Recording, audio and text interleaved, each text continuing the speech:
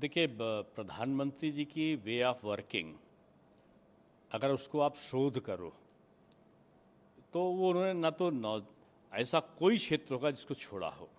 नौजवानों के लिए अलग से, सेना के जवानों के लिए अलग से, आम ग्रामीणों के लिए पता सम्मान निधि से लेकर यूरिया खाद से लेकर ट्रैक्टर सब्सिडी तक का, तो बेरोजगार नौजवानों के लिए तमाम, चाहे वो बाहर की कंपनियां आई हों, चाहे स्वदेशी से हुआ हो, प्रत्यक्ष और अप्रत्यक्ष रोजगार का मुद्रा लोन के माध्यम से, उसी तरीके से उन्होंने हर क्षेत्र में सबके लिए काम किया।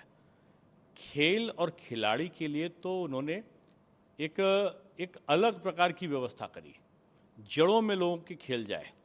उन्होंने तमाम जगहों पर देश के खेल विश्वविद्यालयों को खुलवाया। खेलो इंडिया के नाम से उन्होंने कार्यक्रमों को पाठ्यक्रम का हिस्सा बनाया। अब जैसे कॉमर्स पढ़ रहे हो आप, विज्ञान पढ़ रहे हो आप इकोनॉमिक्स पढ़ रहे हो आप, वैसे स्पोर्ट्स भी कोर्स का एक अंग बन गया नई शिक्षा नीति में।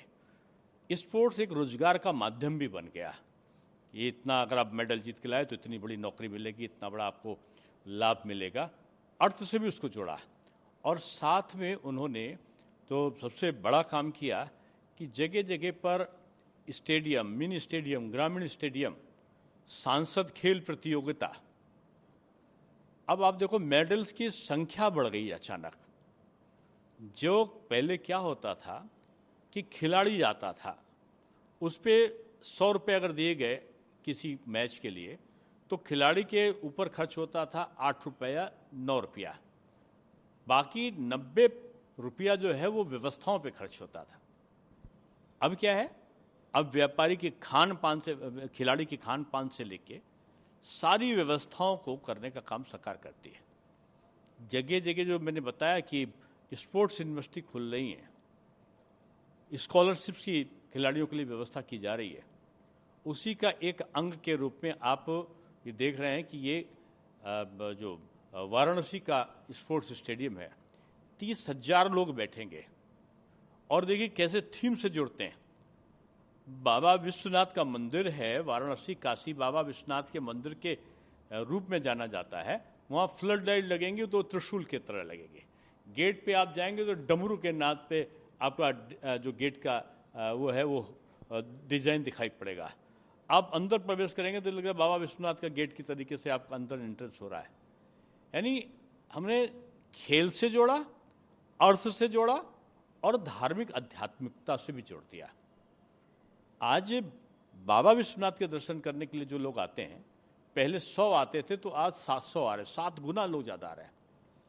होटल बढ़ गए हैं, वहाँ पे ट्रांसपोर्ट का साधन बढ़ गए हैं, इंफ्रास्ट्रक्चर बढ़ गया है, चारों तरफ से जाल बिछ गया है फूलों का। 3.5% की ग्रोथ रेट तो अपने आप बढ़ जाती है। आज वाराणसी प्राचीन अपनी धरोहर को लेते हुए एक नया वाराणसी काशी बन गया है। अब लोग कहते हैं ना कि बम बम बोल रहा है काशी, मस्त हुए काशी निवासी। तो अब तो मस्त पूरे खेल खिलाड़ी हो जाएंगे। आज एक मंच पे कपिल देव भी थे, सचिन तेंदुलकर भी थे, रवि शास्त्री भी थे, तो पता चला मदन लाल भी थे, और वहीं पर खेल से जुड़े हुए सारे लोग आज मंच पे थे। तो ये मोदी जी हैं जिनके रहते कुछ भी नामुमकिन नहीं है। सारे लोग आज थे वहां पे। कांग्रेस का काम है गाली देना, और वो जितनी गाली देंगे मोदी जी उतना ज़्यादा एक तो लोगों के प्रेम स्नेह का पात्र बनते हैं, और आक्रोश का पात्र वो बनते हैं जो गाली देता है। और मोदी जी का उतना ही रिकॉर्ड आप देखो जाके, सोनिया जी ने जितनी गाली दी, उनको कहीं आपने मौत का सौदागर कर दिया, तो कहीं किसी और नाम से संबोधित कर दिया, किसी को कोई चाय वाला कह के संबोधित कर दिया, किसी ने कुछ और कह के संबोधित कर दिया। मोदी जी को के मुंह से आपने एक अपशब्द नहीं सुने होंगे। उन्होंने जैसे शंकर भगवान ने विष को पी लिया, तो वैसे इन लोगों के अपशब्दों को पी लेते हैं, और पीने के बाद भी सबके कल्याण के लिए काम करते हैं, और जनता उनको चुनती है, फिर से आते हैं। जितने अपशब्द कहेंगे, तीसरी बार मोदी जी को आने से रोक नहीं पाएंगे। और जाके आनंद वही सबसे ज़्यादा ले रहे थे। विपक्ष की सीट पे वो बैठे थे, उनके दूसरी सत्ता पक्ष वाली सीट पे हम लोग भी थे, आमना सामना था। सबसे ज़्यादा वो आनंद ले रहे थे उस राज्यसभा के प्रांगण का और उन्हीं के सांसद जो थे कांग्रेस के, अनाधिकृत रूप में, मैं कहूँगा, मैं अधिकृत रूप में तो बोलने पे कहेंगे बहुत खराब है, वो प्रशंसा करते नहीं ठीक रहते। कांग्रेस सांसद एक एक गलियारा ढूंढते हुए जा रहे थे और एक एक गलियारे में ये चित्रकारी इतनी अच्छी, वो चित्रकारी इतनी अच्छी, ये सब आपस में बात देकर अपने घर वालों को बुलाए थे वो देखने के लिए, उनके सांसद लोग। रमेश जी ने शायद देखा भी था उनको, और इसके बाद वो बाहर सार्वजनिक रूप में बयान दे रहे हैं।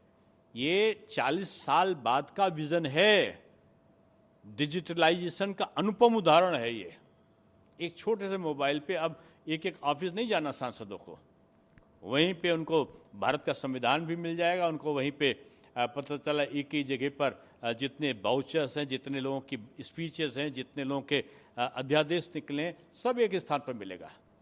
लाइब्रेरी वर्ल्ड क्लास की, कैंटीन वर्ल्ड क्लास की, अब जो विजिटर प्लेस देखने लायक, आपका कैंपस का पूरे भारत का इतिहास, भारत के महापुरुषों के चित्र चीख चीख कर बोल रहे हैं कि मोदी है तो मुमकिन है।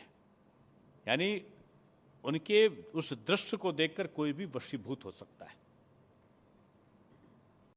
कहते हैं कि पहले महिला आरक्षण की बात नहीं थी, पहले हिंदुस्तान का नाम बदलने की बात थी, लेकिन उन्हें पता लग गया कि जनता इसे स्वीकार नहीं करेगी, इसलिए वो घबरा गए, फिर महिला आरक्षण बिल लेके आए। हाँ, इसीलिए हमको लगता है कि आदरणीय माता, पूज्य माता जी उठकर चली गई थी जब मतदान होने लगा था, कि महिलाओं के पक्ष में कहीं मतदान देना पड़े। आदरणीय सोनिया गांधी जी ने मतदान ही नहीं किया और उठकर चली गई। ये कांग्रेस के लोग केवल विरोधी प्रोपेगेंडा करने का इन लोगों ने अच्छा सा अभ्यास कर रखा है, और महिलाओं का आरक्षण इनको एक जवाब है। आज़ादी के बाद से अब तक इनको क्यों नहीं याद आई महिलाओं की? ये महिला का सशक्तिकरण नहीं चाहते, केवल अपने घर की महिलाओं का सशक्तिकरण चाहते हैं। महिला के नाम पे इनके परिवार की 2 महिला, अब तीसरी तो आदरणीय राहुल जी के बाद में अगर करेंगे तो तीसरा कोई सदस्य आएगा, लेकिन इनका महिला सशक्तिकरण के मतलब है अपने परिवार की 2 महिलाओं का सशक्तिकरण। मोदी जी का मतलब है पूरे देश की जितनी बहनें और माताएं हैं सबका सशक्तिकरण हो, और राष्ट्र जो है वास्तविक रूप में अपनी सांस्कृतिक विरासत के आधार पर काम कर सके। सर, अखिलेश यादव जी कहते हैं इसलिए हमारी पार्टी सबको साथ लेकर काम कर रही है। नहीं, निश्चित रूप में उन्होंने जो कहा है वो गलत नहीं कहा है। लड़ाई बड़ी है, लेकिन वो लड़ाई बीजेपी से नहीं है, उनकी लड़ाई कांग्रेस से है, कांग्रेस की लड़ाई बीएसपी से है, बीएसपी की लड़ाई लोकदल से है, और लोकदल की लड़ाई कम्युनिस्टों से है, और कम्युनिस्टों की लड़ाई तृणमूल से है, और तृणमूल की लड़ाई बाकी सबसे है। बड़ी लड़ाई है, और मोदी जी की लड़ाई किसी से नहीं है। कांग्रेस सांसद करती है, बीएसपी सांसद दानिश अली के खिलाफ बीजेपी सांसद बिदोड़ी की टिप्पणी के बाद उन्होंने बोला है। नहीं, देखिए उसमें तो मैं कुछ नहीं कहूँगा, अगर जो, क्योंकि पार्टी ने भी ऑलरेडी नोटिस दिया है, जवाब आने दीजिए। लेकिन अधीर रंजन जी को बोलने का अधिकार नहीं है। जिनके राज्य में खुलेआम महिलाओं के साथ में अत्याचार किया जाता हो, खुलेआम महिलाओं की इज्जत लूटी जाती हो, खुलेआम बमों से नौजवानों की हत्या की जाती हो, खुलेआम घरों को जला दिया जाता हो, एक रिपोर्ट ना लिखी जाए, उस अधीर रंजन को बोलने का अधिकार है क्या? ममता बनर्जी के राज्य में तो अत्याचारों की बाढ़ आ गई है, अराजकता चरम सीमा पर है। ऐसे लोग बोलेंगे लोकतंत्र के बारे में? बीजेपी ना तो किसी को अपशब्द कहती है और ना ही अपशब्द का समर्थन करती है।